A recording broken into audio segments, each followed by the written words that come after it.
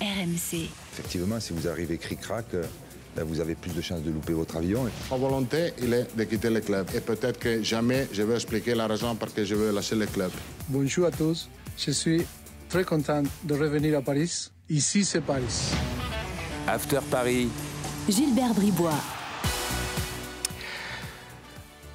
Bonjour à tous, c'est l'After Paris qui est là comme toutes les semaines, bien sûr, votre podcast dédié à l'actualité du Paris Saint-Germain. Et là, messieurs, dames, comme vous le voyez, l'After Paris, alors là, prend un niveau extraordinaire. Nouveau studio, nouvelle diffusion. On ne vous dit pas tout, vous en saurez plus dans quelques semaines. Mais là, montée en puissance grave. Audio, télé, l'After Paris va prendre des proportions de dingue avec Julien Taxis, bien sûr, qui est là et qui participe à tous les After Paris.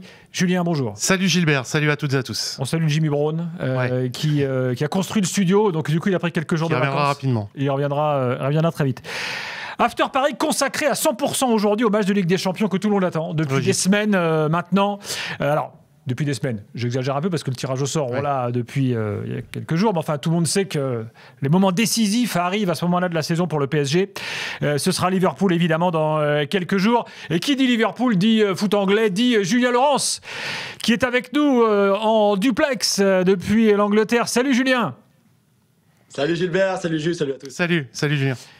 Bon, alors Julien, je précise que, bon, évidemment, tu suis le foot anglais depuis des années, tu es installé à Londres, mais tu es avant tout, on peut le dire, alors on est entre nous dans l'After Paris, tu es avant tout un parigo, quoi. Tu es un supporter du PSG. Ouais, c'est vrai, tout à fait, mon Gilbert. Je pense que les auditeurs le savent maintenant. Ouais. Dit, mais effectivement, ouais. Magnifique, avec son poster I love you, I'm French. C'est juste pour toi, tu vois, j'ai mis ça exprès pour toi. Ah ouais, non, mais je te vois bien avec ton petit accent et tout, c'est bien, bravo. Donc pour être supporter du PSG, il faut s'appeler Julien en fait. C'est ça. Il y a un truc. Il y a un truc. Bon. Alors évidemment, on va parler de ce match, on va parler des forces et des faiblesses de Liverpool, dont tu nous parles Julien dans l'after régulièrement d'ailleurs.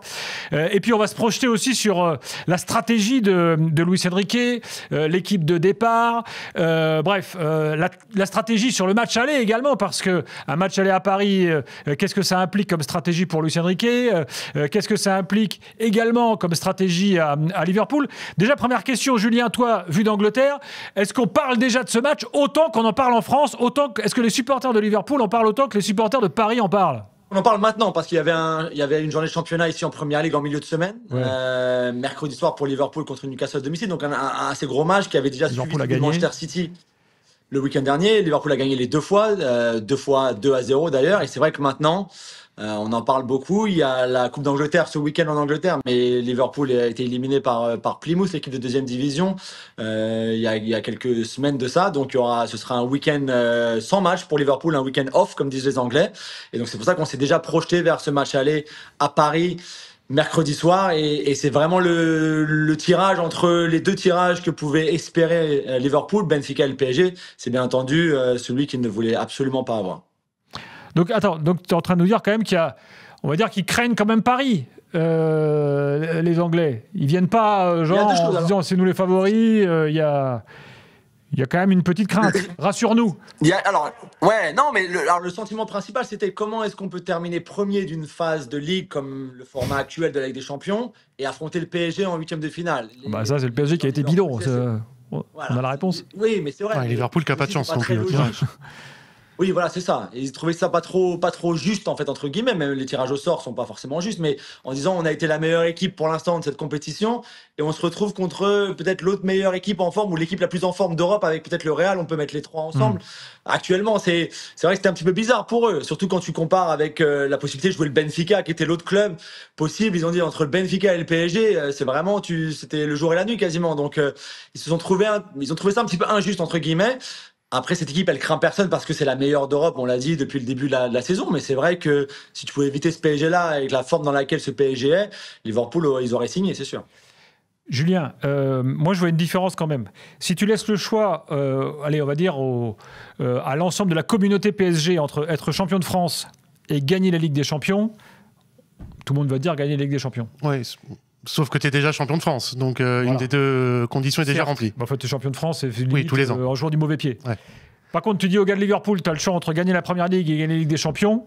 Mais alors, je crois là-dessus, et Julien pourra nous le confirmer, que le match d'hier soir et celui de City la semaine dernière a fait beaucoup de bien, parce que 13 points d'avance avec un match en plus, je crois, pour Liverpool. Autant il y avait encore quelques jours du côté de Liverpool, il y avait ce sentiment et des titres qui leur ont échappé, on en connaît dans l'histoire, que ça pouvait encore leur échapper. C'est important pour eux parce que le seul titre depuis 30 ans, c'était l'année du Covid. Ils ont cette volonté d'aller chercher la Première Ligue, je pense, avant tout. Mais là, les 2 victoires leur ont fait du bien, les ont tranquillisés. A priori, ça va le faire. Et en plus, eux ne vont pas jouer pendant une semaine, puisqu'il y a le match de coupe ce week-end, Coupe d'Angleterre, dont ils sont éliminés. Julien Laurence, culturellement, c'est la Première Ligue qui passe avant quand même. Ouais, c'est vrai. Et puis, Julien a raison. Alors, bien sûr, ils ont bien vécu d'avoir remporté le titre sous Klopp, mais qui était un titre Covid, qu'ils n'ont pas pu célébrer avec leurs supporters. C'était pour ceux qui s'en rappellent. D'ailleurs, on avait la Première Ligue à ce moment-là sur la chaîne des RMC Sport. Donc, nos auditeurs ont sûrement vu ça. C'était dans un Anfield vide, avec quelques familles, quelques membres. Enfin, voilà, mais le stade était vide quand ils ont reçu leur trophée. Donc, c'est vrai que Mo Salah en a parlé beaucoup cette saison en disant, moi, mon rêve, ce que je veux, c'est regagner la Première Ligue pour pouvoir enfin partager ce titre-là avec toute la ville, avec, toute la partie rouge de Liverpool, tous nos supporters. Ils parlent pas de Ligue des Champions, ils parlent de Première Ligue. Alors oui, ils veulent tout gagner, ça c'est normal. Il leur reste trois titres possibles. La Coupe de la Ligue, ils sont en finale contre Newcastle à la fin du mois. La Ligue des Champions et le championnat. Mais oui, tu as raison, Gilbert. C'est vrai que la Première Ligue, ça passe avant tout de toute façon ici en Angleterre. Bon, parlons maintenant de la stratégie parisienne. Match aller au Parc. À ton avis, Julien Taxis, quel va être le discours de Luis Enrique? C'est-à-dire, je sais pas moi, ne pas perdre, tout faire tout donner sur le. Enfin, c'est un peu compliqué là parce que. C'est un peu compliqué parce que les théoriciens du football, et Dieu sait que Luis Enrique en est un, te disent avant un match comme ça, il y a 2 matchs, on peut pas cramer toutes nos cartouches au match aller. Et pour autant, moi je considère qu'on peut pas aller à Anfield. Alors l'histoire, le raconte aussi, ne serait-ce que par rapport au Paris Saint-Germain. On a eu une demi-finale, il y a maintenant quasiment plus de 25 ans, où le Paris Saint-Germain avait gagné 3-0, et je me souviens du soulagement après le 3e but, je crois de Jérôme Leroy à l'époque en 97, où on se disait bon, on va peut-être prendre la foudre à Anfield, mais on a ces 3 buts d'avance, résultat tu perds 2-0 à Anfield et tu passes pas loin de l'élimination. Mais t'avais spéculé de 3 buts d'avance. Pour en revenir à l'équipe de Luis Enrique, déjà en ce moment, elle est capable d'éparpiller ses adversaires. Alors là, ça sera d'un autre calibre en face, bien évidemment, Liverpool, mais elle fait ce qu'on pouvait lui reprocher il y a encore quelques semaines, quelques mois, des matchs pleins, capable de marcher sur ses adversaires comme le faisait le Barça, le Bayern, Manchester City à une certaine époque. Et puis le Paris Saint-Germain, je me répète, à mon sens, je peux peut-être me tromper, mais ne peut pas ou ne doit pas aller à Anfield avec un seul but d'avance. On connaît le critère, la ferveur, la passion, l'ambiance d'Anfield. C'est-à-dire que toi, tu considères que si le PSG ne gagne pas par 2 buts d'écart, ce sera compliqué au retour. Ça sera compliqué au match retour. J'ai pas envie de dire faut faire all-in sur le match aller, mais pas loin. On verra la composition derrière, ça en découle un petit peu pour moi. Le PSG ne peut pas calculer et doit faire le maximum, et c'est ce qu'ils font en ce moment. Finalement, lorsqu'ils en mettent 1, 2, 3, il n'y a pas de complexe à aller chercher une victoire plus large. Julien Laurence, t'es d'accord? Ouais, je suis d'accord. Alors, Liverpool a perdu 4 matchs cette saison. Prends ta casquette de Parigo, là, de Parisien. Ouais, non, mais ils ont perdu 4 matchs cette saison, toutes compétitions confondues. Je crois ils ont joué 37 matchs maintenant, un truc comme ça, il me semble, ou 38 matchs. Il y en a un à domicile, le seul, c'est contre Nottingham Forest. Vous avez joué contre un bloc très bas. C'était le match qui suivait une trêve internationale, celle de septembre, où Slot n'avait pas vraiment fait tourner non plus. Donc les Sud-Américains avaient joué, par exemple, alors qu'ils étaient rentrés la veille. Ils avaient pris des vagues en contre. Ils ont pris un but magnifique collectivement de Nottingham Forest, un but que le PSG est capable d'inscrire, par exemple. Mais c'est vrai que c'est la seule défaite à domicile de la saison. Personne n'est venu à Anfield et les a dérangés plus que ça. On avait vu une équipe de Lille, par exemple, qui avait très bien joué pendant une demi-heure, qui les avait resserrés, parce que c'est ça, à mon avis, la clé. On en parlera tout à l'heure, mais pour moi, la clé pour le PSG, c'est de fermer l'axe contre cette équipe de Liverpool. Parce que Gravenberch est peut-être le meilleur milieu de terrain défensif en Angleterre cette saison, parce que c'est par là que ça passe pour aller vers Szoboszlai, vers Jota, peu importe qui joue numéro 9. Et simplement, c'est aussi comme ça que la balle arrive à Salah très souvent. Pas forcément en laissant les côtés, les ailes de libre. Et Lille avait très bien resserré l'axe. Il s'était fait prendre par un but magnifique de Salah, justement, sur un ballon donné par Curtis Jones, sur une récupération basse pourtant, mais très vite en transition. On parlera des transitions tout à l'heure. On en a parlé déjà ensemble hier soir dans l'after, Gilbert. Mais oui, je pense que si tu peux aller à Anfield avec un petit avantage, c'est bien. Maintenant, Liverpool n'a jamais joué contre une équipe comme cette équipe du PSG actuellement. Dans une équipe qui a une telle confiance, qui presse aussi bien, quasiment aussi bien qu'elle d'ailleurs, qui fait bouger le ballon aussi bien qu'elle aussi. Donc c'est vrai que ce sera vraiment intéressant parce que ce style-là, le style actuel du PSG, cette équipe de Liverpool, elle l'a pas vraiment rencontré pour l'instant ni en Ligue des Champions ni en championnat. Alors ça c'est intéressant, effectivement dans l'after on a fait un sujet sur les transitions ultra rapides de Liverpool où en fait on avait conclu que même un corner par exemple pour Paris peut derrière donner de façon ultra rapide une grosse occasion pour Liverpool. Donc il va falloir être très attentif au coup de pied arrêté. Et sans doute, on va le voir maintenant sur vos idées de compo de départ, prendre ça en compte pour la composition du milieu de terrain parisien, Julien. Oui, alors après, c'est là où on décide si l'on joue une sorte de all-in dès le match aller, qu'on est sur une composition ultra offensive. Je sais pas, Julien maîtrisera mieux les forces et les faiblesses de l'équipe de Liverpool. En ce qui me concerne, comme j'ai envie que le Paris Saint-Germain donne tout et mette tout dès le match aller, Désiré Doué pour moi au match aller parce qu'il y a une petite incertitude aujourd'hui. On sait que les deux Portugais sont là, João Neves et Vitinha seront titulaires. Fabian Ruiz qui revient bien quand même et qui est fréquemment titulaire en Ligue des Champions. Alors là on voit ta compo, faut que tu la détailles du gardien à l'avant-centre. Derrière, ça c'est ta compo idéale pour le match aller. Compo idéal, Donna dans les buts, Nuno Mendes, Hakimi, Pacho, Marquinhos en défense, rien de très original. Le milieu de terrain, c'est là où pour moi il y a une équation à 3 inconnus, c'est Doué, Warren Zaïre-Emery s'il est apte physiquement ou Fabian Ruiz. Les deux Portugais sont là et puis devant Kvaratskhelia, alors gauche ou droite pour Barcola, Kvaratskhelia et puis Dembélé vu la forme dans laquelle il est à ce poste-là avec son rendement dans l'axe a priori au départ. Donc toi tu privilégies Doué à Zaïre-Emery on pourrait penser que Zaïre-Emery est plutôt plus défensif que Doué, en l'occurrence. Oui, non, mais par rapport à ce qu'expliquait Julien Laurence. Résolument offensif pour peut-être aussi gêner des joueurs. Alors, certes, qui font une saison exceptionnelle. Il parlait de Gravenberch, mais McAllister, Szoboszlai qui marque but sur but en ce moment. Je pense que le profil de Désiré Doué sera peut-être plus à même que celui de Fabian Ruiz, qui va moins vers l'avant, qui joue moins vite qu'un Désiré Doué, de gêner, notamment, je pense, aux deux défensifs que sont Gravenberch et McAllister. Julien Laurence, toi aussi, tu as préparé une compo idéale du PSG. Est-ce qu'elle est différente de celle de Julien Taxis ? Ah, il y a mis Ruiz, moi, j'ai une seule différence par rapport à... moi j'ai mis Ruiz.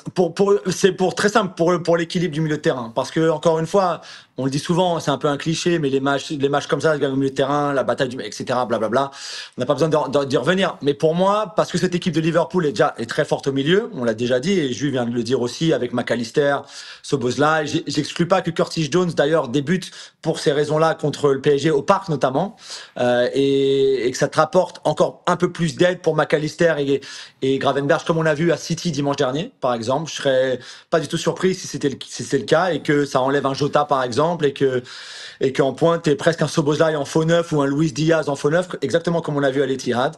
Mais pour moi, l'équilibre du milieu de terrain parisien sera la clé au match aller. Si tu perds 2-1 à l'aller ou 1-0, que tu mets Doué au retour pour justement essayer de mettre plus de pression sur leur défense, pas de problème. À l'aller, à mon avis, à 0-0 au départ, dans 0-0 dans cette double confrontation, pour moi, il faut Ruiz et un peu plus, donc un joueur moins offensif, bien sûr, mais qui apporte aussi plus d'équilibre, et notamment, encore une fois, à la perte du ballon. Moi, c'est ça vraiment qui me fait peur.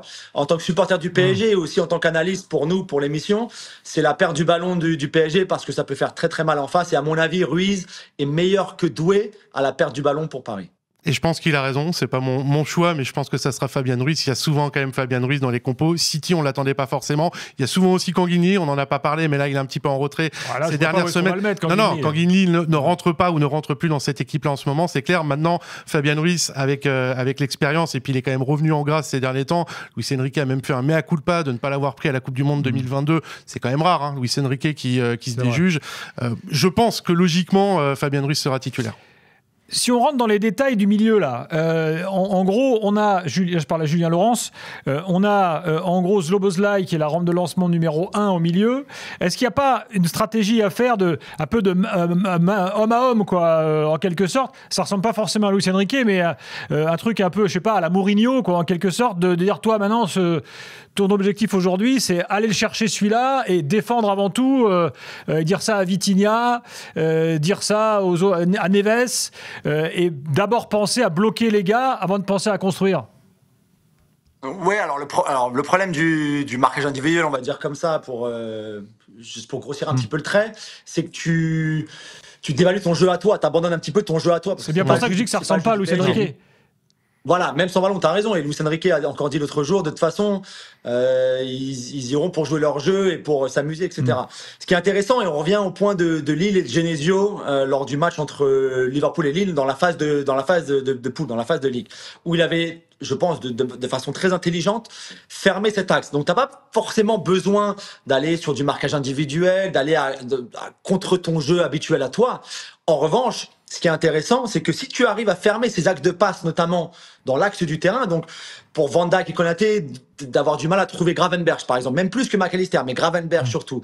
Lille l'avait fait très bien pendant cette première demi-heure, mais même un petit peu après, une fois que Salah avait marqué son premier but, c'est-à-dire que ils avaient fermé ces axes de passe entre les deux centraux et Gravenberch. Gravenberch, c'est la plaque tournante de tout ce que fait de bien Liverpool. Mais si tu fermes aussi la passe pour Gravenberch, bah, tu fermes la passe entre Gravenberch, parce qu'il n'a pas le ballon, et Szoboszlai, par exemple, ou entre McAllister et Szoboszlai. Et ensuite, ça va sur les côtés. Ensuite, ça va vers Diaz. Ensuite, ça va vers Salah. Même s'il faudra surveiller Alexander-Arnold aussi. À gauche, Robertson, beaucoup moins déjà. Donc, pour moi, à la perte du ballon en tout cas, et quand tu n'as pas le ballon et quand tu es plutôt en place, de resserrer l'axe, de fermer cet axe-là, donc l'axe, on va dire Van Dijk, Gravenberch, Szoboszlai, sera déjà une des clés aussi de cette rencontre, ouais, sans aucun doute. Si la stratégie est celle-là, de mon point de vue, ça plaide pour Zaïre Emery. Oui, si tu veux refermer et amener un petit peu plus de densité dans l'axe, oui. Mais là où il y a encore un an, je repense au match à Dortmund où le PSG se qualifiait à la 6e et dernière journée, où le Paris Saint-Germain était, ce qui est dingue, ultra dépendant d'un gamin de 17 ans. Là, avec Désiré Doué, avec Kvaratskhelia et un Fabian Ruiz qui revient en forme, tu as plus d'options, tu as plus de solutions au milieu de terrain. Parlons maintenant des points faibles de Liverpool. Il y en a, je sais, on en a parlé dans l'After il y a quelques jours de cela. Donc Julien, rassure un peu tous les auditeurs de l'After Paris. Oui, il y a quelques points faibles à exploiter. Oui, c'est sûr, comme dans toutes les équipes. Hein. De toute façon, on a déjà parlé de la petite faiblesse du PSG à la perte du ballon et si tu te projettes vite vers l'avant, les transitions. Donc, il y en a une, il y en a pour Liverpool. La première, peut-être déjà, même si c'est une force en étant aussi peut-être une faiblesse, c'est la forme incroyable de Mo Salah cette saison. C'est-à-dire que même si, bien sûr, tu as d'autres très bons joueurs dans cette équipe, d'autres joueurs qui peuvent faire gagner des matchs, c'est quand même souvent sur de lui que ça part. Donc, si tu arrives pour une fois à garder un Mo Salah, à bien marquer Salah, à le garder, être silencieux, comme disent les Anglais, quiet, c'est vrai que ce que tu auras fait, en général, si Mo Salah ne fait pas un bon match, Liverpool ne fait pas un bon match. On a très rarement vu cette saison l'équipe faire un très bon match et lui, de son côté, être anonyme. En général, les deux sont liés. Donc déjà, Nuno Mendes, peu importe Neves ou peu importe qui jouera sur ce côté gauche-là, peut-être Ruiz aussi, de faire ce travail-là sur Salah, c'est aussi une des clés du match, sans aucun doute. Et puis après, on l'a vu dimanche, on l'a encore vu un petit peu mercredi soir, lors donc les deux matchs contre City et Newcastle, c'est qu'Alexander-Arnold, avec ballon, très bien, ça on sait, peut-être le meilleur arrière droit du monde avec Hakimi, avec ballon, en tout cas dans la passe. Mais défensivement, quand tu viens vers lui pour le provoquer en dribble, pour passer, il a beaucoup de mal. Contre Doku, d'ailleurs, il est devenu l'arrière droit, enfin le défenseur qui avait été le plus dribblé dans l'histoire de la Première Ligue. Jamais personne n'avait été dribblé 12 fois dans une rencontre de Première Ligue, jusqu'à Trent Alexander-Arnold le week-end dernier. Donc c'est pour vous dire que ce soit Barcola à gauche ou Kvaratskhelia ou Dembélé ou Doué, peu importe qui jouera sur ce côté-là, une des solutions du match, bien sûr, c'est d'aller provoquer Alexander-Arnold en 1 contre 1, même si Salah va faire des efforts, c'est sûr, défensivement pour venir l'aider, même un des milieux de terrain aussi. Le 1 contre 1 d'un joueur du PSG, X, on va dire, ou Y, contre Trent, c'est une des clés du match. Après, il faudra aussi assurer ce qui se passe derrière une fois que tu auras dribblé Trent. Mais c'est sûr qu'on l'a vu en grande difficulté contre Doku, par exemple. Il y aura un vrai rapport de force dans les couloirs, parce que c'est vrai qu'on se concentre beaucoup sur ce qui va se passer du côté de Mo Salah, avec Nuno Mendes, avec Trent également. Puis il y aura de l'autre côté aussi Achraf Hakimi, qui va a priori scoltiner Luis Diaz, et ça aussi, ça risque d'envoyer. J'ai hâte de voir aussi ce duel-là, parce que qui va le plus attaquer, défendre entre ces deux-là? Hakimi, c'est peut-être, avec Trent Alexander-Arnold, le défenseur le latéral droit le plus offensif du monde. Luis Diaz, c'est un magnifique ailier, mais c'est un chien, il va défendre aussi comme un dingue. Donc il va y avoir un vrai rapport de force et un équilibre à trouver, je pense, dans les deux couloirs. Et on voit que depuis le début de saison, pour le Paris Saint-Germain, c'est parfois un petit peu compliqué de juger de cet équilibre-là, avec un Nuno Mendes, des fois que l'on oblige à rester très bas, à rentrer dans la structure à 3 défensive. Voilà, ce sera peut-être un petit peu plus le cas, justement, avec le cas et faut pas le problème Nuno Mendes et Hakimi monter à tout va. Les deux. Il y aura un véritable équilibre à trouver, encore plus que d'habitude pour le PSG dans cette optique-là. Et aussi contre Robertson, les gars, l'arrière gauche de Liverpool. Et c'est pour ça, on sait que Dembélé maintenant, c'est le faux neuf, c'est celui qui va jouer de façon la plus axiale dans les 3 de devant du PSG. Ça, on sait déjà. Et dans un sens, c'est très bien comme ça. Il est en pleine forme. Là, il a marqué beaucoup de buts depuis le début de l'année civile 2025. Très bien. On va pas revenir là-dessus. En revanche, je pense que le duo Hakimi-Dembélé à droite pour le PSG aurait pu faire très mal à Liverpool. Comme on a vu ce duo-là avant que Dembélé fasse ce transfert entre guillemets de la droite vers l'axe. On avait vu la force de ce PSG de Luis Enrique pendant très longtemps. Ça a quand même été Hakimi, Dembélé sur le côté droit. Et je pense que Diaz et Robertson auraient peut-être pu souffrir contre ce duo-là. Qu'on verra pas parce que je pense que c'est clair que Dembélé sera dans l'axe. Après, il va peut-être beaucoup bouger. On aura peut-être Kvaratskhelia dans l'axe ou Barcola dans l'axe aussi. Mais j'aurais bien voulu voir quand même Dembélé contre Robertson aussi. Comment tu vois d'ailleurs le duel Dembélé face à la défense centrale de Liverpool ? Alors c'est encore des clés du match, bien sûr. Je vais pas répéter toujours que tout est des clés du match, mais c'est vrai. C'est Van Dijk et Konaté sur cette saison de Première Ligue avec Gabriel et Saliba, je pense, à Arsenal. C'est la meilleure paire de défenseurs centraux de Première Ligue. Pour moi, c'est peut-être la meilleure en Europe actuellement, une des meilleures. Van Dijk est redevenu le très grand Van Dijk, celui qu'on ne dribble pas, qu'on ne passe plus. Ah, tout à fait, ouais. Toujours debout, toujours en avançant, l'intelligence de jeu. Contre City dimanche, je le regardais parce que j'étais au stade. Et dans l'anticipation, dans la lecture du jeu, dans les demi-espaces notamment, surtout le sien, le côté gauche, City essayait d'appuyer là. Donc par exemple, les courses que pourrait faire un Zaïre Emery s'il jouait à droite du milieu à 3, donc à droite de relayeur droit, ou un Neves par exemple, pour faire cette course-là dans le demi-espace droit de la surface, entre l'ailier et l'avant-centre, on va dire. Van Dijk, il le lit, mais il se frise les moustaches, quoi. Je l'ai dit dans l'after, on en parlait lundi soir, mais ils étaient lui et Konaté, c'était cigare à la bouche contre Newcastle et contre City dimanche. Hein. C'était cigare à la bouche, on est dans le bain, tranquille, on défend pépère. C'est vrai, hein. Pour eux, ça a souvent été très facile cette saison. Je pense que ce sera pas si facile. Je pense qu'ils aiment pas jouer contre un faux neuf non plus, parce que Dembélé, ça décroche, parce que Dembélé c'est rapide dans ton dos, parce qu'il occupe beaucoup ces positions où il est hors jeu déjà, au moment où le PSG déclenche son attaque, notamment sur les côtés. Lui est 5 mètres, parfois même 10 mètres derrière les deux centraux, parce que ça va tellement vite sur les côtés qu'après il a gagné cet avantage-là quand il y a un centre de Barcola ou de Kvaratskhelia ou de Doué côté droit. Ça, ils aiment pas, ça c'est sûr, ils aiment pas. Donc ça va être un petit peu différent des numéros 9 traditionnels, on va dire, qu'ils ont l'habitude de rencontrer. Mais oui, ils sont dans une forme exceptionnelle, ça c'est sûr. Alors il faut savoir que pour nous, Julien Laurent, c'est un spécialiste du foot anglais. Mais ce petit malin de Julien, quand il bosse pour les médias anglais, c'est le spécialiste du foot français. Oui, tant qu'à faire. Donc, moi j'aimerais savoir, qu'est-ce que tu vas dire quand tu vas faire à peu près le même podcast en Angleterre, quand ils vont te dire « Ah ouais, mais c'est quoi les points faibles du PSG ?» Donc, mis à part Donnarumma, tu vas dire quoi ? Je vais dire sur ces transitions-là, tout à l'heure, à la perte du ballon. Parce que tu l'as dit, Gilbert, on en parlait un petit peu hier avec Walid et Daniel aussi, dans l'after de mercredi soir, si vous voulez réécouter, en fin d'émission.